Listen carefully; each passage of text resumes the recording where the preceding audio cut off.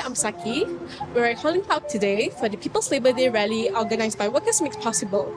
This year's theme is Feeling the Squeeze, Time to Fight Back, presenters around the rising cost of living in Singapore and the impact it has caused to the working class people.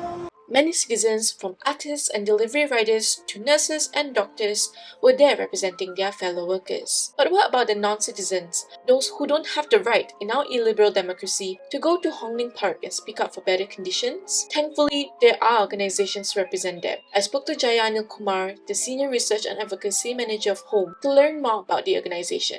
We are an organization that's been around for 20 years and we assist low-wage migrant workers in Singapore who work in various sectors such as construction, marine, process, manufacturing, as well as domestic workers who work in households in Singapore. It showcases and spotlights the issues that low-wage migrant workers face, which honestly many Singaporeans may not be aware about on a day-to-day basis. There are a range of things that they go through like salary issues, work injuries, lack of rest, overwork. So we want the public to know that these are workers who do extremely essential work for our households and for our economy, but they may not have the strongest of protections and they remain quite vulnerable and marginalized. In fact, foreign domestic workers are not even covered by the Employment Act because according to MOM, it's not practical to regulate specific aspects of domestic work. A survey in 2021 found that 7% of foreign domestic workers did not have a single day off in a month. Think about that. In our rich global city, over 17,000 humans were working 7 days a week, no day off. Only from 2023 did MOM make 1 day off every month mandatory. Most of us have 1 or 2 days off every week. Our domestic workers, they are assured of just 1 every month.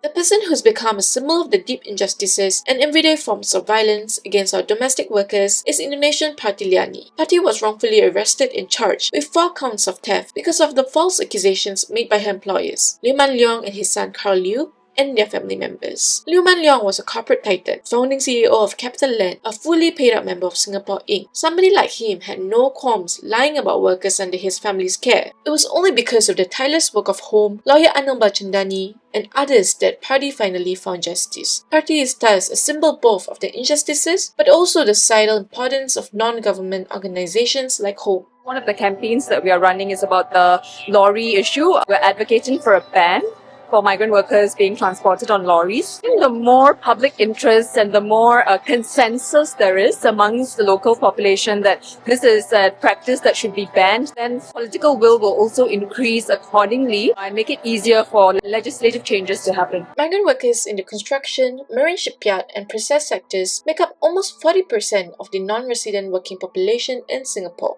They're typically transported as if they're inanimate goods in the back of lorries. Between 2020 to 2024, accidents involving workers who are being transported on the backs of lorries have led to 1,781 injuries and 19 deaths. Despite these tragic figures, just a few months ago, a PAP minister said that banning the use of lorries is not feasible due to an acute shortage of bus drivers and that the ban will have a significant impact on the viability of our SMEs. Perhaps in Singapore, the viability of doing a business is more important than that of a low-wage male migrant. The establishment appears to have simply accepted these deaths and injuries as merely costs of doing business. In March this year, HOME published a report which calls for a complete ban through gradual, incremental steps meant to enable businesses to transition. The government has yet to respond. I think migrant workers do the work that makes all other work possible. For example, for domestic workers, they play such crucial roles in our households that allow the adults to go out there and work, to earn money for the family. Similarly, for the essential services, like a lot of our services, construction, it is carried by the migrant workers and